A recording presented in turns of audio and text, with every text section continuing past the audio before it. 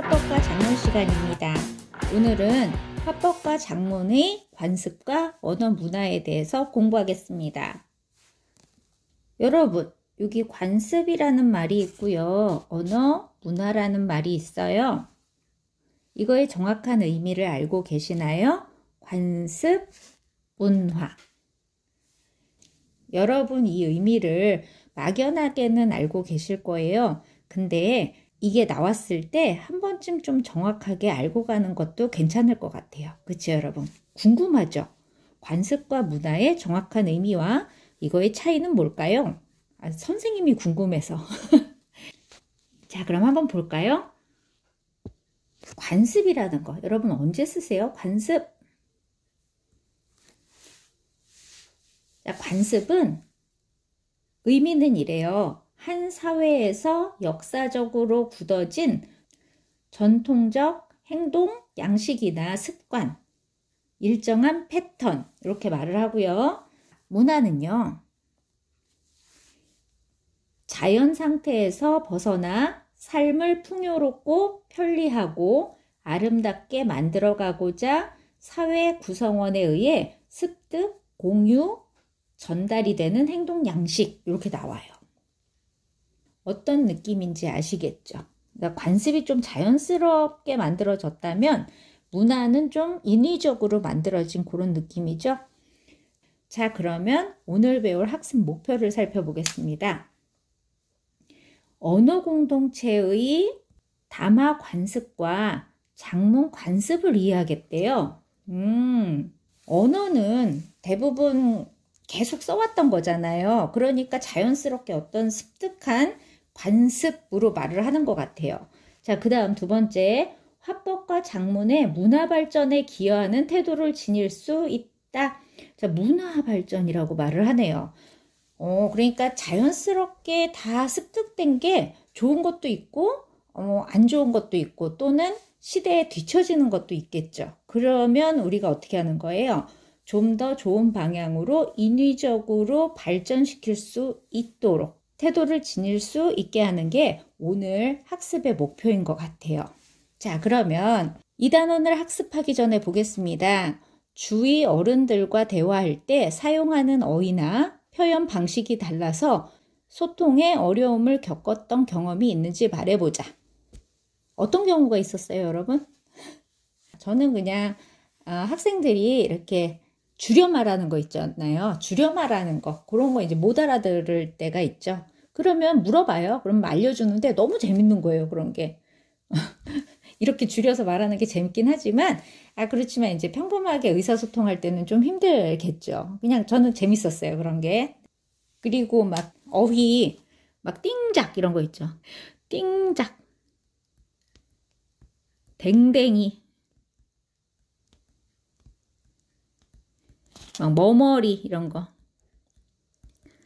이런 것도 무슨 뜻인가? 이제 뭘 말하는지는 알 것 같아요. 뭐 명작이라든가 댕댕이는 강아지를 말하는 것 같고 머머리는 이렇게 상황을 보니까 대머리를 말하는 것 같더라고요. 근데 왜 이렇게 됐을까? 이게 너무 궁금했어요. 근데 이거를 알고 되게 재밌었어요.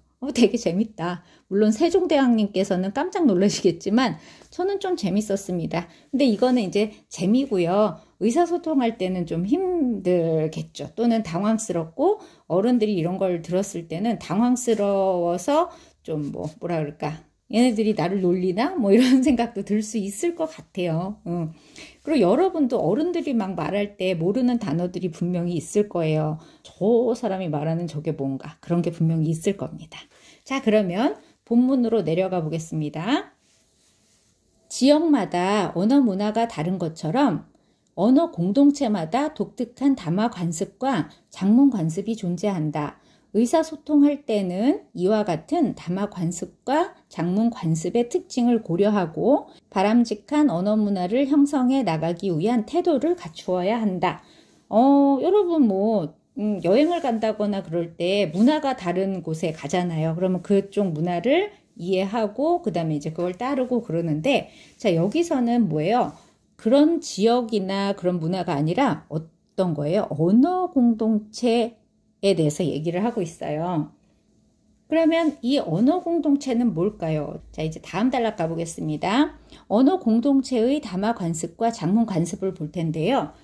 우리는 가족, 동호회, 학교, 지역, 국가 등 다양한 공동체에 속해 있다. 공동체는 배우셨죠, 여러분? 이러한 공동체 중에서, 자, 여기 나오네요.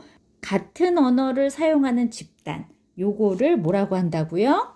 언어 공동체라고 한대요. 즉, 요게 바로 뭐예요? 언어 공동체의 개념입니다. 언어 공동체에는 특정한 방식의 의사소통이 반복되면서 형성된 고유한 담화 관습과 작문 관습이 있다. 자, 요게 바로 언어 공동체의 특징입니다. 뭘 가지고 있다고요? 반복 형성된 고유한 관습. 자, 이는 언어 공동체가 지닌 사회문화적 관습의 일부라고 할 수 있다. 자, 언어 공동체에 대해서 이제 우리가 알아봤습니다. 그러면, 자, 그 아래 이러한 언어 공동체의, 자, 여기 보세요. 담화 관습, 그 다음에 작문 관습. 요것은 화법과 작문에, 자, 봅시다. 주제나 내용을 다루는 방식, 사용하는 어휘, 내용의 조직 방식이나 표현 방식, 관습적으로 인정되는 전제와 금기 등, 자, 요런 거에 관련이 있다는 건, 즉, 이 담화 관습과 작문 관습이 영향을 받는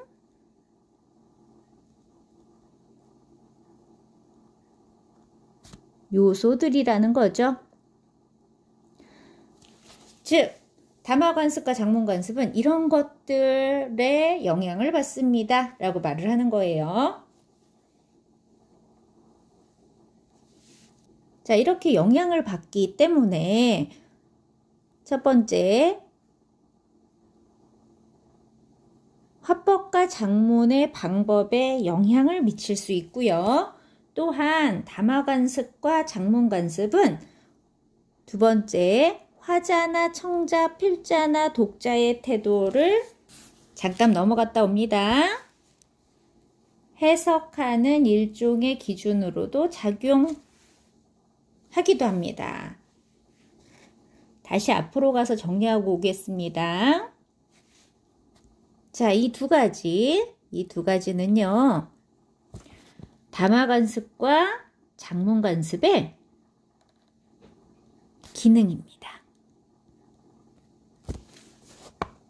자, 그러면 우리가 소제목에서 본 언어 공동체에 대해서 여기서 공부했고요. 그 다음에 두 번째, 담화 관습과 작문 관습에 대해서도 정리했습니다. 자, 그러면 넘어가겠습니다. 자, 그 다음 볼게요. 따라서 화법과 작문을 효과적으로 수행하기 위해서, 자, 여기 가로쳐 볼게요. 자, 여기서 이 화법과 작문을 뭐라고 말할 수 있어요? 의사소통이라고 말할 수 있죠. 자, 이 의사소통을 효과적으로 수행하기 위해서 어떻게 하면 된대요? 언어 공동체에 따라 구별되는 담화 관습과 작문 관습을 올바르게 이해하고 적용해야 합니다. 라고 나와 있어요. 여기다 정리합니다. 의사소통을 효과적으로 수행하기 위한 방법입니다.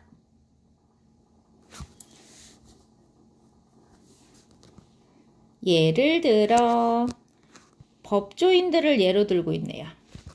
그 다음에 또 누구를 예로 들고 있어요? 요즘 젊은 세대를 예로 들고 있네요.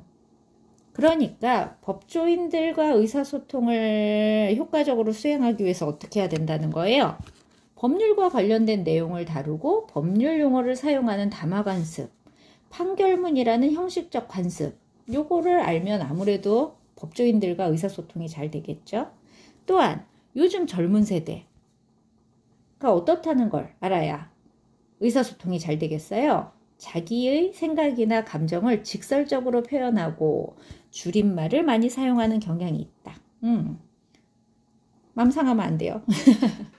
이런 거를 잘 알아야 어떻게 되겠어요? 의사소통이 효과적으로 수행되겠죠. 그쵸? 화자와 필자는, 자, 여기 1번.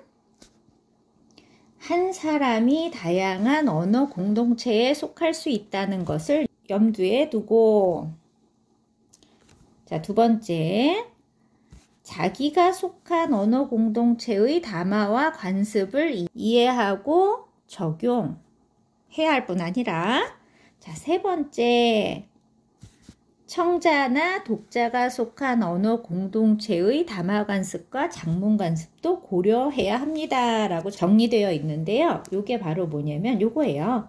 의사소통을 효과적으로 수행하기 위한 유의점입니다. 자, 유의점 1번부터 3번.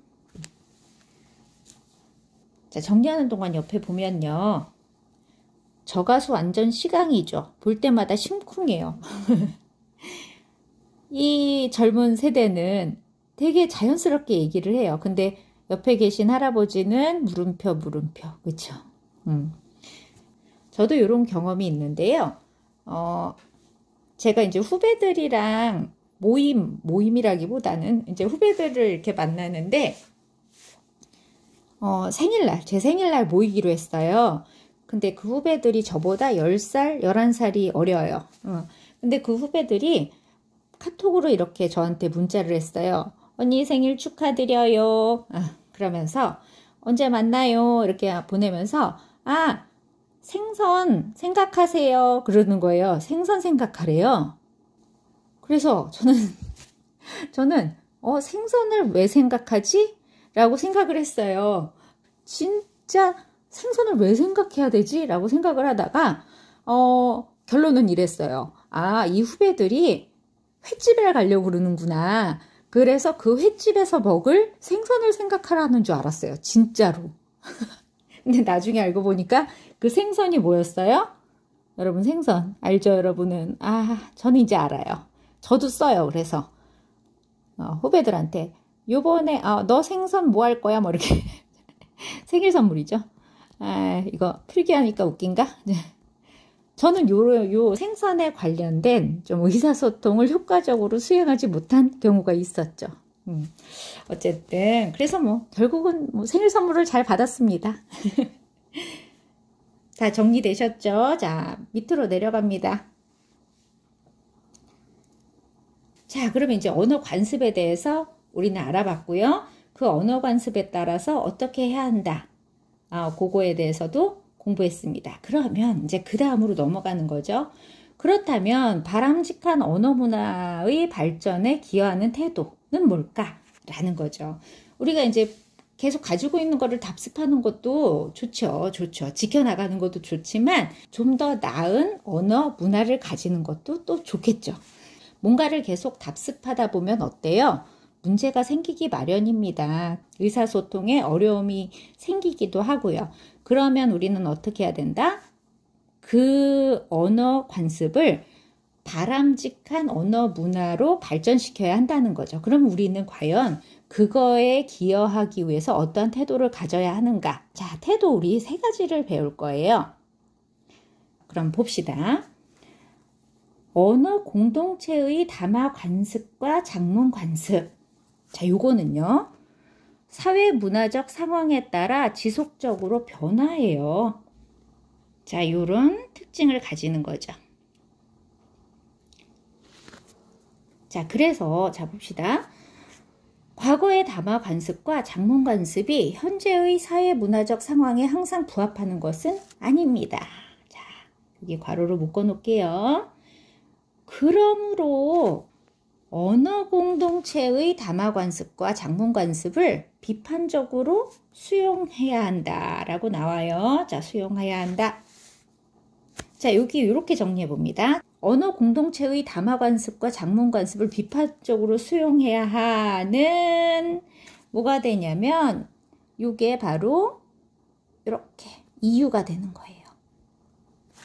즉 언어 공동체의 담화 관습과 작문 관습을 비판적으로 수용해야 되는 이유가 뭐예요? 그것이 현재의 사회문화적 상황과 항상 부합되는 게 아니기 때문이라는 거예요. 자, 이해되셨죠? 자, 여러분이 이해할 수 있는 방법으로 정리해 두시기 바랍니다. 정리되셨으면 넘어갈게요. 언어 사용을 통해 삶을 공유한다는 생각을 가지고 바람직한 언어 문화를 가꾸어 나가야 한다. 자, 이를 위해서 사회 문화적 상황이 어떠한지를 신중하게 검토해 보아야 한다. 만약, 자, 첫 번째, 드디어 1번이 나옵니다. 자기가 속한 언어 공동체의 담화 관습과 작문 관습이 현재의 사회 문화적 상황과 부합하지 않아서 의사소통에 방해가 된다면 어떻게 해야 되겠어요, 여러분? 이를 능동적인 태도로 수정하고 보완하기 위해서 노력해야 돼요. 그 다음에 자, 두 번째. 또요, 다른 언어 공동체가 가지고 있는 담화 관습과 작문 관습이 바람직하다면 어떻게 해야 됩니까? 그것을 개방적인 태도로 수용하셔야 합니다. 그래서 언어 공동체의 담화 관습과 작문 관습을 더욱 발전적인 방향으로 이끌어 나가려는 노력이 필요한 거예요. 자, 그 다음. 자, 담화 관습과 작문 관습이 변화해도 언어 생활에서 잃어버리면 안 되는 것이 이거래요. 진실성과 공손성. 자, 모든 게 변해도 이 두 가지는 꼭 지켜야 한다는 겁니다. 화자와 필자는 항상 자기가 수행하는 화법과 작문 활동이 사회에 영향을 미칠 수 있음을 이해해야 한다. 여러분, 32쪽 화법과 작문의 책임과 윤리할 때 이거 나왔죠? 독도박물관 활동하는 거 생각나세요? 내가 하는 말이 사회적으로 영향을 미칠 수 있다는 거. 이거와 같은 맥락이죠? 그리고 말을 하거나 글을 쓸 때 진실한 내용을 전달하기 위해 노력하고 상대방을 존중하는 마음으로 정중한 표현을 사용해야 한다. 이렇게 나오고 있습니다. 자, 그럼 좀 정리해 볼까요? 여기 말을 하거나 글을 쓸 때 진실한 내용을 전달하기 위해 노력해야 된다. 이게 바로 위에서 말하는 뭐겠어요? 진실성이겠죠. 또 그 다음 상대방을 존중하는 마음으로 정중한 표현을 사용해야 한다. 이게 바로 뭐겠어요? 이게 공손성. 자, 그러면 이제 세 번째 정리하겠습니다. 이러한 세 번째, 진실성과 공손성을 바탕으로 의사소통 해야 된다는 거죠. 그러면 바람직한 언어 문화를 형성해 나가는데 기여할 수 있다라고 말을 하는 겁니다. 자, 우리 예쁜이들 이렇게 정리한 거 보여드리겠습니다. 오늘은 화법과 작문의 관습과 언어 문화를 배웠습니다. 본문학습 끝났고요. 다음 시간에는 이 내용과 관련된 학습 활동을 하겠습니다. 자, 여러분 오늘도 공부하느라고 애쓰셨습니다. 여러분 애쓴 만큼 여러분 언어 생활에 발전이 분명히 있을 겁니다. 그래야 선생님도 뿌듯하죠. 여러분도 배운 보람이 있고요. 자, 오늘은 여기까지 하겠습니다. 우리 학생들 수고하셨습니다. 여러분 다음 시간에 만나요. 안녕.